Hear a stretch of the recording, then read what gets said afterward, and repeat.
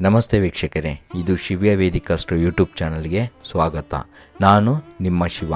ಇವತ್ತು ನನ್ನ ವೀಕ್ಷಕರು ಎಲ್ಲರಿಗೂ ಒಂದು ಸುಲಭವಾದ ಪರಿಹಾರವನ್ನು ತಿಳಿಸ್ಕೊಡ್ತಾ ಇದ್ದೀನಿ. ಅದೇನಪ್ಪ ಅಂತಂದರೆ ಅನ್ನಪ್ರಸಾದ. ದೇವಸ್ಥಾನದಲ್ಲಿ ನಾವು ಕೆಲವೊಂದು ರೀತಿಯಂತಹ ಅರ್ಚನೆಗಳಿಗಾಗಲಿ ಮತ್ತು ಪೂಜೆಗಾಗಲಿ ಕೆಲವೊಂದು ವಸ್ತುಗಳನ್ನು ಕೊಟ್ಟಿರ್ತೀವಿ.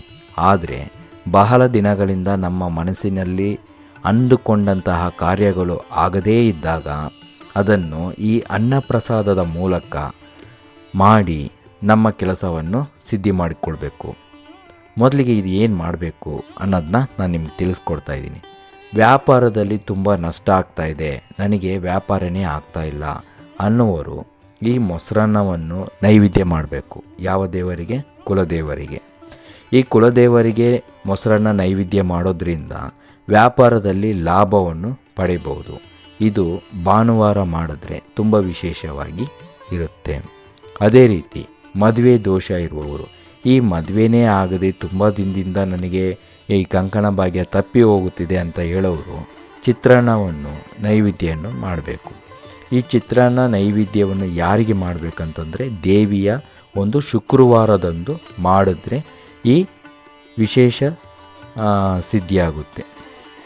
ಅದೇ ರೀತಿ ವಿದ್ಯಾಭ್ಯಾಸದಲ್ಲಿ ಓದುವವರು, ಈ ವಿದ್ಯಾಭ್ಯಾಸ ಮಾಡುವವರು ನನ್ನ ವಿದ್ಯಾಭ್ಯಾಸದಲ್ಲಿ ಎಲ್ಲ ಓದಿದ್ದನ್ನೆಲ್ಲ ಮರ್ತೋಗುತ್ತೆ, ವಿದ್ಯಾಭ್ಯಾಸ ಮಾಡೋಕ್ಕಾಗ್ತಾಯಿಲ್ಲ, ನನಗೆ ತೊಂದರೆ ಆಗ್ತಾಯಿದೆ ಅನ್ನುವರು ಹೆಸರುಬೇಳೆ ಪೊಂಗಲ್ ಅನ್ನು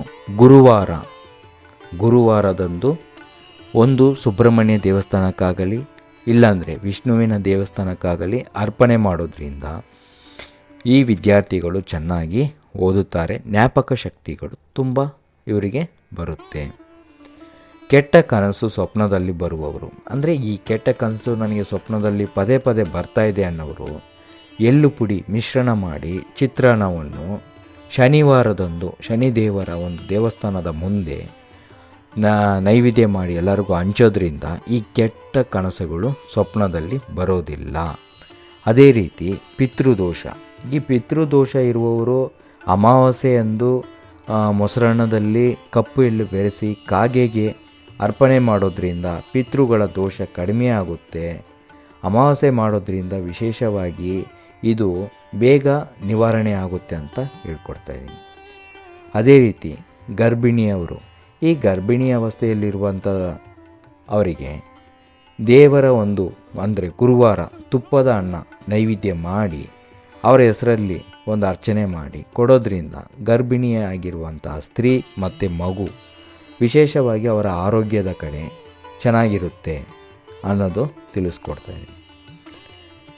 ಯಾರಿಗೆ ಪ್ರಾಣ ಭಯ ಇದೆ, ಗಂಡಾಂತರ ಇದೆ ಅಂತ ಎದುರ್ಕೊಂಡು ಭಯ ಪಡ್ತಾರೋ ಅಂಥವರು ಶನಿವಾರ ಆಂಜನೇಯ ದೇವಸ್ಥಾನಕ್ಕೆ ಈ ತರಕಾರಿ ಅನ್ನ ನೈವೇದ್ಯ ಮಾಡಿ ಅಲ್ಲಿರುವ ಭಕ್ತರಿಗೆ ಹಂಚೋದ್ರಿಂದ ವಿಶೇಷವಾದ ಒಂದು ಲಾಭ ಪಡೀತಾರೆ.